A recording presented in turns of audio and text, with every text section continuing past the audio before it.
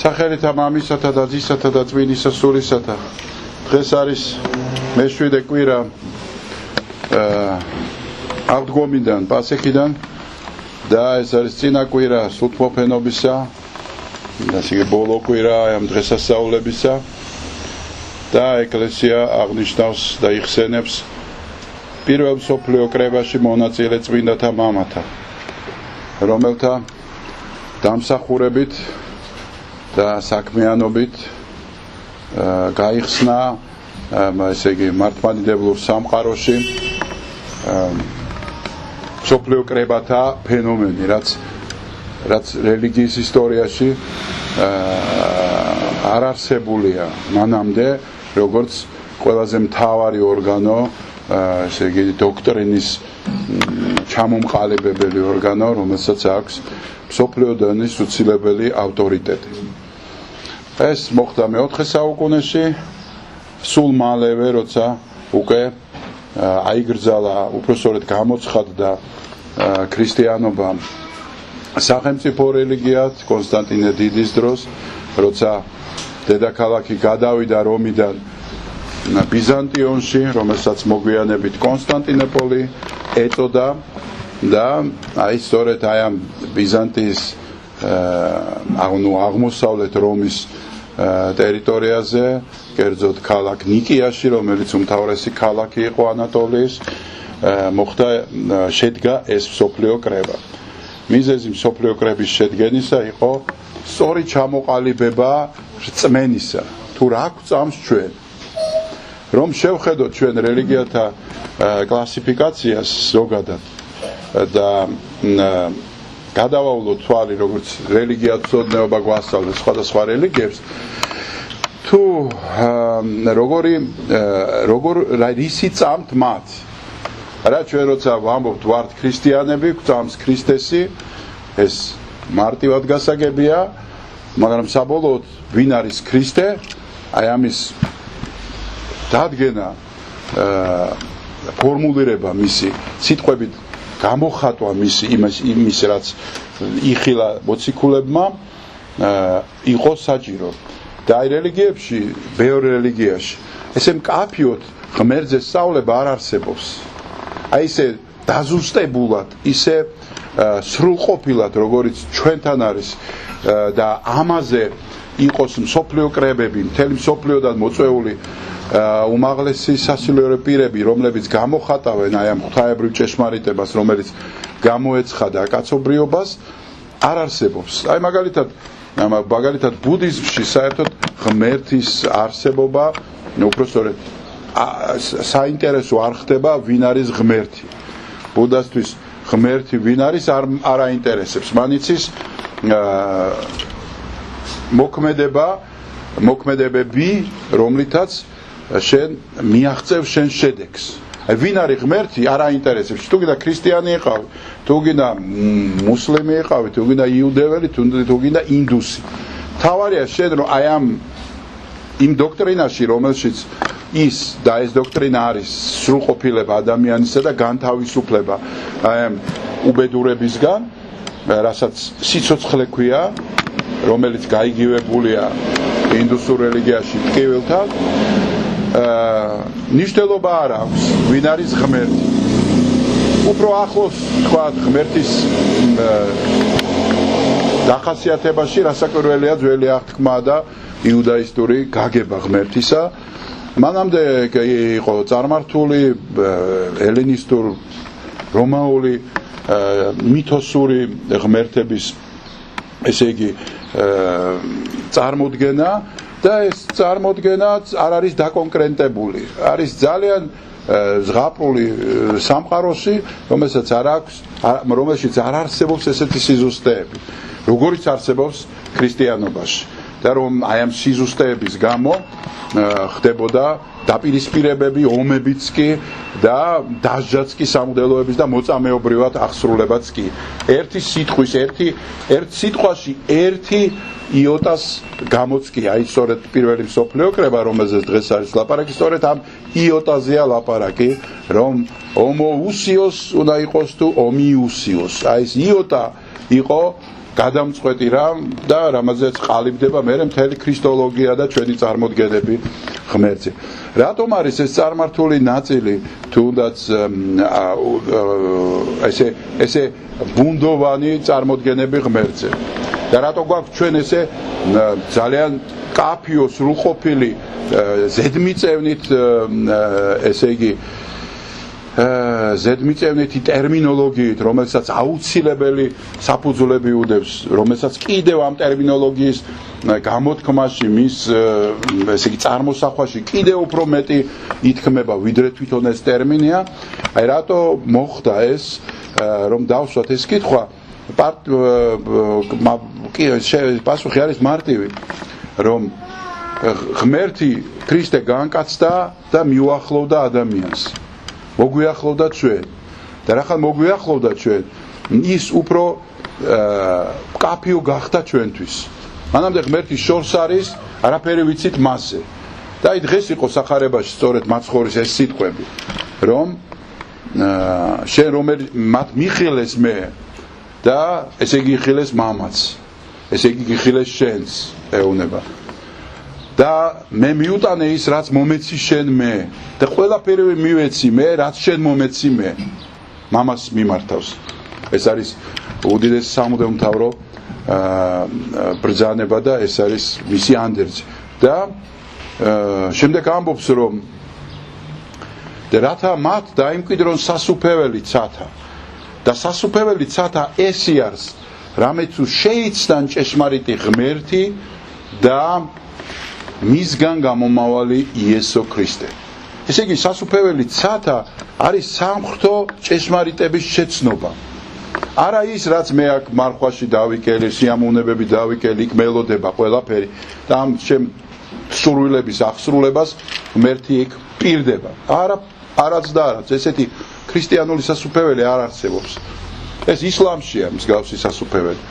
მაგრამ ქრისტიანობაში სწორედ შეცნობას ღმერთისა, მისი კარგად გაგება ნიშნავს იმას, რომ შენ იმკვიდრებ მასში,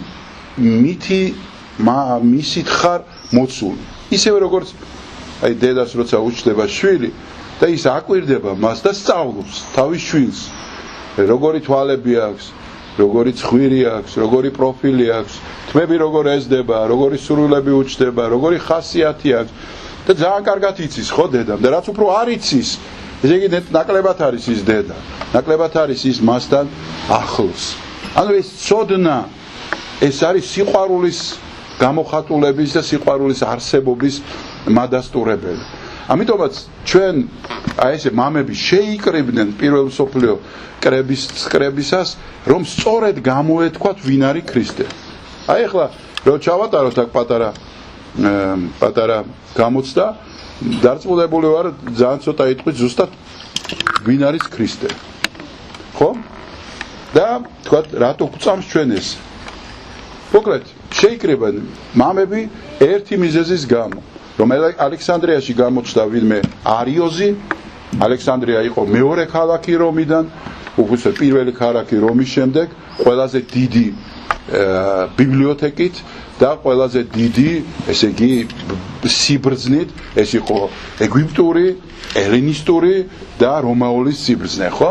ალექსანდრია დაარსა ალექსანდრე მაკედონელმა და მთელი ეს სიბრძნე, რაც ელინური სამყაროს გააჩნდა, იქ მიიტანა და თან ალექსანდრია არის ეგვიპტეში, ეს ფარაონების სიბრძნეთ იქ დევს, მოკლედ და ყველაზე დიდი პტოლემეემ პირველმა დაარსა ყველაზე დიდი ბიბლიოთეკა. და აი იქ გაჩნდა პრესვიტერი, რომელმაც თქვა, რომ ქრისტე არის ადამიანი, რომელიც გახდა ღმერთი.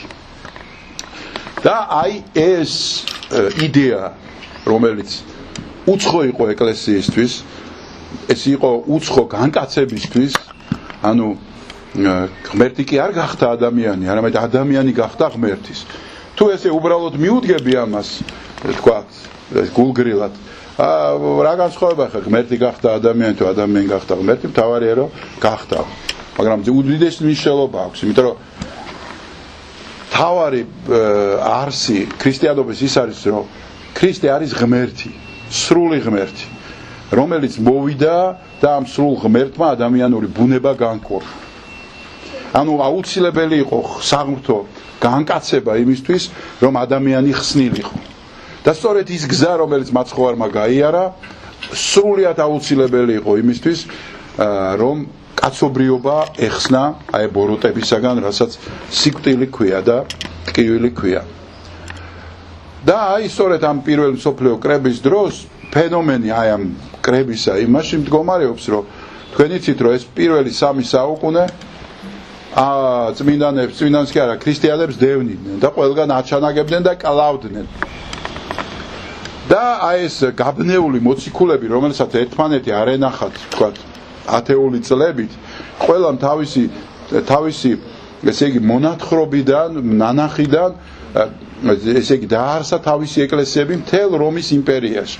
სხვათა შორის ქრისტიანობის დასაწყისი ქრისტემ რაღაც პერიოდი ხო აირჩია თავისი განკაცების, ხო? ეს ხო არ მოხდა სპონტანურად და უბრალოდ ჩვეულებრივად შემთხვევითობით მისი განკაცება. არა, ამაში ხო მთელი შინაარსი იდო, რომელ სამყაროში მოდიოდა ქრისტე. კაცობრიობა უნდა ეხსნა ღმერთს, გავიგეთ, მაგრამ რომელ სამყაროდან უნდა განეკურნა ის, სად უნდა დაწყებულიყო, სად უნდა მომხდარიყო ეს. და ის სწორედ ერთი არის, რომ ღვთისმშობელი იშვა იუდეაში, იუდეა არის ცოდნის, ესე იგი, სწორი უფლის ცოდნის ადგილი, სადაც ერთადერთი ერი გამორჩეული, რომელიც არაფრით არ არის მთელ მსოფლიოში გამოცეული. არაფრით, ეს იყო ძალიან რაღაც მეასეხარისხოვანი ქვეყანა თავისი ხალხით, ცივილიზაციები იყო ეგვიპტის, ბაბილონის, ელინისტურ რომაული, სპარსული ცივილიზაციები, უდიდესი ცივილიზაციები, მეგაპოლისები, თავის მიღწევებით, იმ დროს მეცნიერ ტექნიკური ყველაფრით, თავისი პოლიტიკით, დაპყრობებით, იმპერიებით, სიმდიდრით და ასე შემდეგ. ხო, და აი ეს არის ვიღაცა პატარა ერი, რაღაც ერთი მოწუწული, რომელიც არც ჩანს რუკაზე, არავის არაფრად არ აინტერესებს. და იქ ხდება, მაგრამ ცოდნა აქვს ამ ერს ოდითგანვე აბრაამიდან, ცოდნა აქვს და თაყვანისცემა აქვს ერთი ღმერთის. აი ღმერთმა ვიღაცა პატარა ერი, ძალიან პატარა, გამოყო აი ამ მთელი კაცობრიობიდან და მათ მისცა და განუცხადა ერთი ღმერთის თაყვანისცემის რწმენა. და ეს იყო აბრაამი და აბრაამისგან გავრცელდა გამრავლდა მთელი ისრაელი, ხო? და აი ამ ადგილას იბადება ღვთისმშობელი, ეს ერთი ადამიანი, აი ამ პატარა სუსტ სამყაროში, ერში, ერთი პატარა ადამიანი, პატარა არსება, ქალწული, რომელიც არის იმდენად დიდი, რომ ღმერთი ინებებს მასში განკაცებას, აი ეს ერთი მაცხოვრის მოსვლის აუცილებელი პირობა, მაგრამ ეს ღვთისმშობელი იბადება კოლონიაში, ანუ ეს არის რომაული კოლონია, ესე იგი ებრაელების, დაპყრობილი ყავთ რომაელებს და რომი კიდევ არის იმპერია, რომელსაც აქვს ერთი დიდი სივრცე, სადაც უამრავი ერი ცხოვრობს, მაგრამ ლაპარაკობს ბერძნულ რომაულ ენაზე. ანუ არის სივრცე, სადაც სხვადასხვა ერები ერთიანდებიან, სადაც არის რომაული მშვიდობა, ხო, პაქს რომანე ესე ქვია, რომაული მშვიდობა, სადაც არის გზები, ეს რომაული გზები, დღემდეა შემორჩენილი და დღიდე ფუნქციონირებს. ეს არის მიმოსვლის და ურთიერთობის საშუალება, სივრცე და ეს არის რასაკვირველია საშუალება იმისთვის, რომ ის სამღვთო ჭეშმარიტება არა იუდეაშივე ჩააკვდეს, არამედ განივრცოს მთელ აი ამ ცივილიზებულ სამყაროში. და ეს არის ძალიან ცივილური სამყარო. ესეთი ცივილური სამყარო კაცობრიობის ისტორიას არ ახსროს მისი არსებობის მანძილზე, ხო? ბერძნულ რომაული ფილოსოფია რო ავიღოთ და სახელმწიფო წყობა, სამართალი რომაული, ბერძნული აზროვნება და სიბრძნე. ხომ? აი ამ სამყაროში ჩდება ქრისტე და ამიტომ რომაელები დღესაც თქვათ იტალიელები ამბობენ, რომ ჩვენს იმპერიაში გაჩნდა, რომაულ იმპერიაში ინება მაცხოვარმა გაჩენა. არა თუ იუდეაში მარტო, არამედ ამ იმპერიის გამო, არა თუ იუდეა, არამედ და მართლაც შემდეგ მოციქულები იბნევიან ამ მთელ იმპერიაში და ყველა სხვადასხვა ადგილას მიდის, ხო? სულ სხვადასხვა ერში, სხვადასხვა ტიპის ხალხში მიდის, მაგრამ ერთი ელინისტური სამყაროა ეს, რომელთანაც საერთო ენა არსებობს, იმიტომ რომ რაღაც ცივილური ერთიანი დღეს რო ვთქვათ, რა ქვია, კოსმოპოლიტური იდეები სულ იყო იქ ეს ეროვნებას რომის იმპერიაში, შესაძლოა ამ ხრივ ძალიან წინ იყვნენ რომაელები, რომ რომის იმპერიაში ეროვნებას მნიშვნელობა არ ჰქონდა. თავარია შეუნა ყოფილიყავ რომის მოქალაქე ცივილური ადამიანი თავის იმ ფასეულობების, რომელსაც ატარებდა რომი. შემდეგ ეს ტიპი გადმოვიდა ბიზანტიაშიც და აი ბიზანტიაც ზუსტად ესე გახდა, ამიტომ ბიზანტიის იმპერატორები არ იყვნენ ერთი და იგივე გვარის, არამედ სულ იცვლებოდა ეს გვარი და სხვადასხვა ეროვნებები იყვნენ იმპერატორები. მაგრამ მნიშვნელობა არ აქვს, თავარი არის ლაპარაკი იმაზე, რომ მოციქულებმა, აი წარმოიდგინეთ, 50-ე დღეს მიიღეს სულიწმინდა და გავიდნენ მთელ მსოფლიოში საკადაგებლა და ერთმანეთი 10 წლების განმავლობაში არც დანახი ყავდათ, არც მიმოწერა არ ქონდათ ისეთი, რომ სხვადასხვა თომა მოციქული ინდოეთში იყო, ანდრე აგერ საქართველოსთან სკვითეთში გადავიდა, რა ქვია, იოანე იქით ჩავიდა ანატოლიაში და ასე შემდეგ, პეტრე და პავლე რომში იყვნენ, ალექსანდრიაში, მანამდე ანტიოქიაში და ასე შემდეგ. ან მოკლედ და ეს სივრცე ეს ხო არ არის იყო ერთმანეთთან დაკავშირებული, მაინც რთული იყო. მოკლედ იმის თქმა მინდა რომ მათ დაარსეს ეკლესიები ყველა, აი ესე მთელ რომის იმპერიაში და უკვე 3 საუკუნის შემდეგ ერთიანი აზრი რო გამოეხატოთ, იმიტომ რომ ვიღაცა არიოზი გამოსცა, რომელიც ამბობს რომ ქრისტე იყო ადამიანი, ისო ადამიანა და ამიტომ ის განკაცდა, ამიტომ ის არის მსგავსი ღმერთისა. აი შეიკრიბა კონსტანტინემ, შეიკრიბა ეს ხალხი, რომ თქვით ბოლო-ბოლო ვინ არის ქრისტე. ხო უნდა ვთქვათ ვინ არის ქრისტე.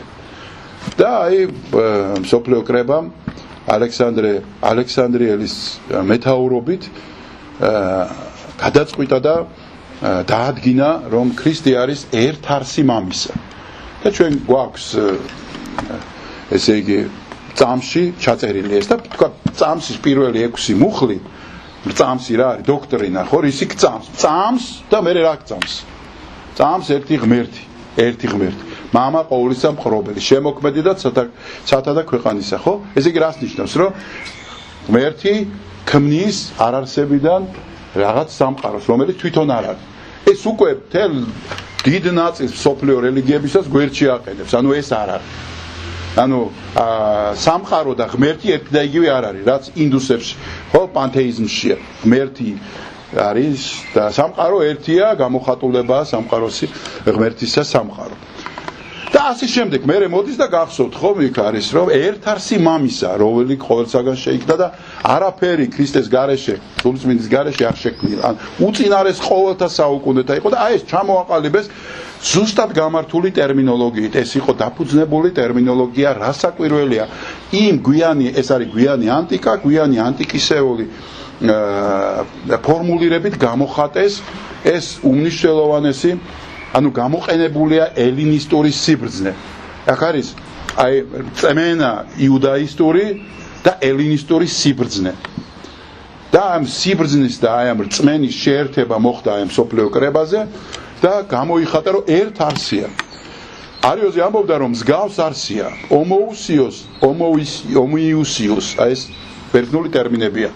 სხვადასხვა მაცხოვრის სიტყვებია, რომელიც ძალიან ალუზიურად ახდა ამ პირველ მსოფლიო კრებაზე, რომ ვინცო იოტა შეცვალოსო იმაში, რაც მე ვთქვიო, ისეთივე იოტა ეწოდოსო ცათასასუფეველში მასო. და მართლაც აი ეს იოტაზე მოხდა, იოტაზე მოხდა მთელი ეს დაპირისპირება. გაიმარჯვა რასაკვირველია ჭეშმარიტებამ, ოსია კორდობელი იყო ესეთი ეპისკოპოსი, რომელმაც მოახდინა ამის ფორმულირება და 318 წმინდა მამა გადაწყვიტა, დაადგინა და კონსტანტინემ განავრცო იმპერატორმა, რომ ვინც ესე აღარ მოიხსენიებს ქრისტეს, ის განიდევნება, დაიჭება და ასე შემდეგ. და ეს პირველ მსოფლიო კრებაზე 6 მუხლი, მეორე მსოფლიო კრებაზე მეორე 6 მუხლი და 12 მუხლიანი წამსი, რომელიც ჩვენ გაგვაჩნია, სწორედ აქ იყო ფორმულირებული და ის არ შეცვლილა არასდროს. და აი რა ხდება ახლა, რომ ამ 12 მუხლიან რწმენი დოქტრინას წარმოიდგინეთ ჩვენ ლოცულობთ ყოველ დღე. როგორ შეიძლება დოქტრინა ილოცოს ადამიანმა? ესეც უპრეცედენტოა რელიგიებში. როგორ შეიძლება დოქტრინა, აი რა არის ღმერთი, ეს იყოს შენი ლოცვითი ფორმა. მაგრამ აი ქრისტეს სიტყვები რომ ჩემი შემცნობია სათასასუფეველი და შენ ამ ლოცვით შედიხარ ამ სასუფეველში, სწორედ ეს არის ის გასაღები, რომლითაც შენ სწორედ ხედავ ღმერთს.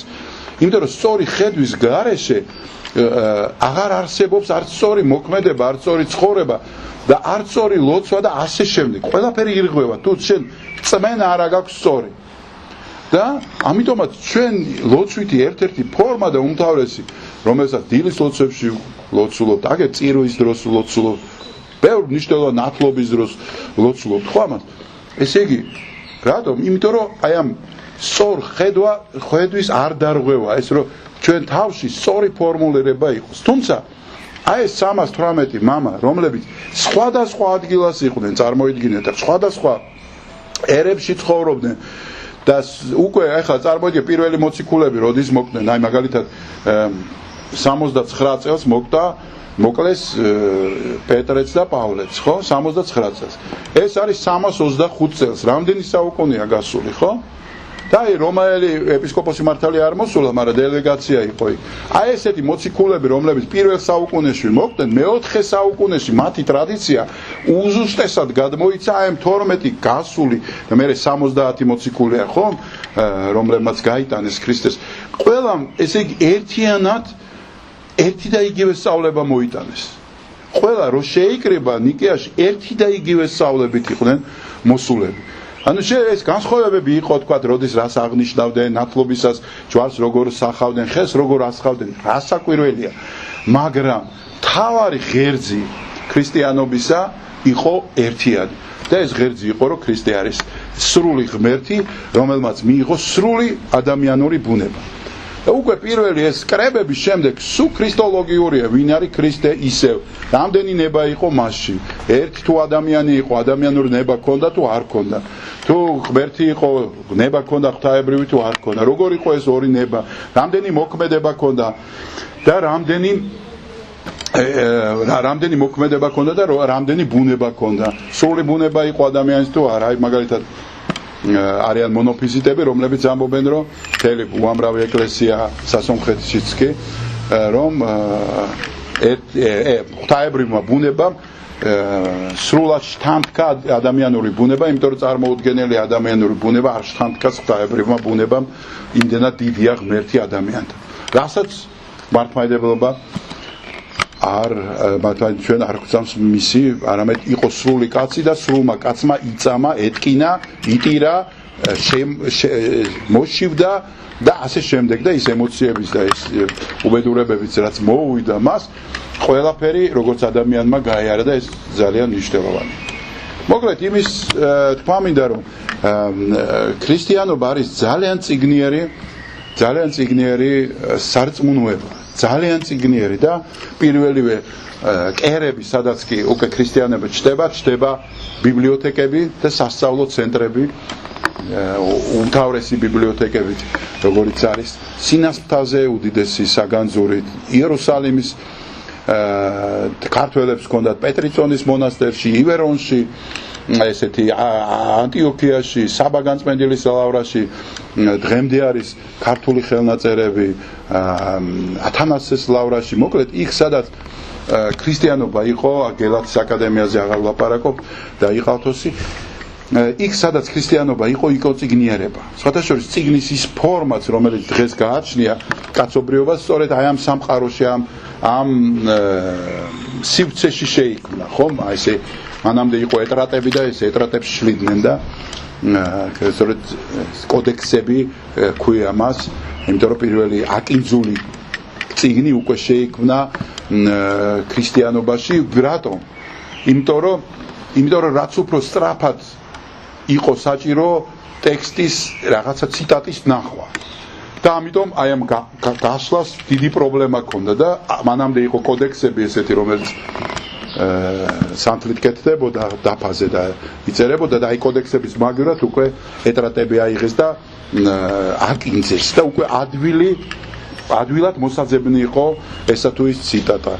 ასეთივე სასვენი ნიშნები სწორედ მაშინ კეთდება და დაშორებები სიტყვებს შორის და 1000 რაღაც. მოკლედ, იმის თქვა მინდა რომ წიგნიერია ჩვენი რწმენა და იქ სადაც უწიგნურობა იბუდებს, იქ ქრისტიანობა არ არის.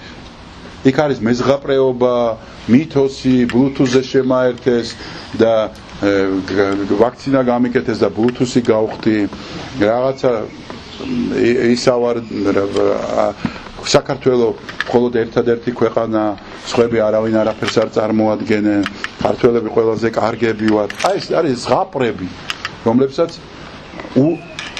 ესე იგი უციგნური ადამიანები ხშირად სამღვდელოებაშიც ხდება, ანვითარებენ, რომ აი მოციქულები უციგნურები იყვნენ და ჩვენ რატომ უნდა ვიყოთ ციგნიერები. აი ეს არგუმენტი აქვს ხოლმე, რომ გაამართლონ აი ესეთ თავისი ეს მდგომარეობა და არიციან რომ ისინი უციგნურები მაცხოვრმა იმიტომ კი არ გამოერჩია რომ ციგნი არ უნდოდა რომ მიეცა მათთვის. პირიქით უციგნური იმიტომ გამოერჩია რომ გაეკარწყელებია ადამიანური სიბრძნე. რომ ხალხს ეგონებოდათ რომ ენახათ უпроსწორედ თავის თვალით რომ ეს უციგნური როგორ შეიძლება ასეთ სიბრძნეებს ლაპარაკობდეს. თუ არა ღმრთის მადლითა და ძალით. ისინი ხო უციგნურობად რჩებოდნენ სამ სული წმინდა მათზე გადმოვიდა და უკვე სამღვთო სული რო გადმოვიდა ადამიანური ციგნიერება არ ქონდა, მაგრამ ღვთაებრივ სიბრძნეებს ლაპარაკობდნენ. და შემდეგი უკვე მათი მოციქულები და იმათი მოციქულები და შთამომავლები უკვე არსებენ პირველივე ალექსანდრიის და ანტიოქიის ორ სკოლას, ერთი ალექსანდრიაში, მეორე ანტიოქიაში. ეს უკვე მეორე საუკუნეშივე. ესევე სწავლობენ ბერძნულ წარმართულ სასწავლებლებში. ყველაზე დიდი წმინდანები, ვინც ჩვენ გვყავს, სამივე ბასილი დიდი, ივანე ოქროპირი, გრიგოლი ღვთისმეტყველი, სამივე ლიბანიოსის ცნობილი ელინი გვიანი ანტიკის მოაზროვნეს, წარმართი იყო თან, წარმართი. ქრისტესი არ წამდა. მის სკოლაში ისწავლეს და ის დაამთავრეს და სიკვდილის ბოლომდე ემადლიერებოდნენ მას და იძახდნენ რომ ჯობია მზე ჩავიდეს ჩემთვის ვიდრე შენი წერილი არ მივიღო მე ლიბანიოს. მოკლედ და როცა პირველად მე-6 საუკუნეში იუსტინიანემ დაკეტა კონსტანტინოპოლში ელინისტური, ბერძნული, წარმართული, ფილოსოფიური სკოლა პირველი აღდგა სწორედ სამღვდელოება და არ მოუწონა ეს საქმე იუსტინიანეს. სასაკვირველია სამღვდელოებაში სხვებიც იყვნენ, რომელსაც მოწონდათ და წარმართობის გაჩანაგება უნდათ, მაგრამ ვინც ჭკვიანები იყვნენ, ისინი ეუბნებოდნენ, რომ არ ვარგა მისი დაკეტვა.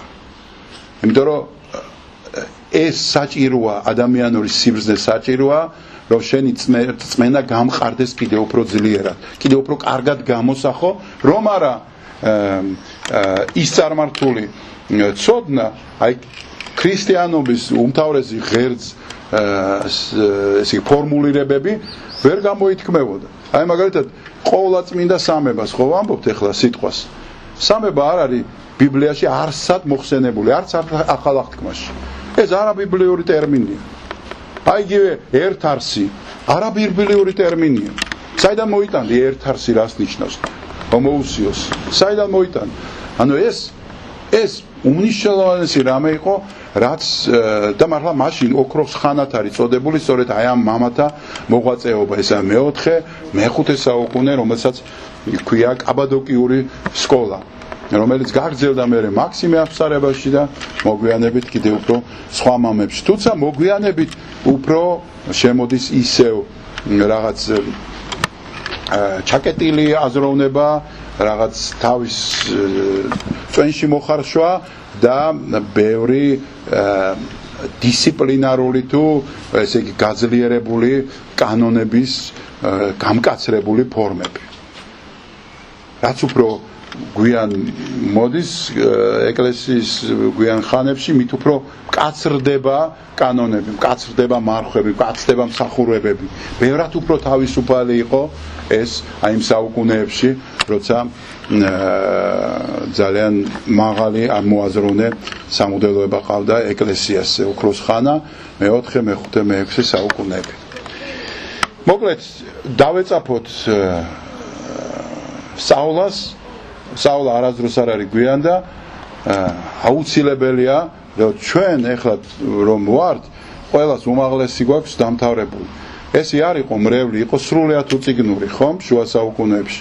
საერთოდ არავინ არ იცოდა კითხვა. რატო იკითხება ყოველ დიდ მარხვის ბოლოს ნების კვირეულის პირველ 3 დღეს სახარება თავიდან ბოლომდე.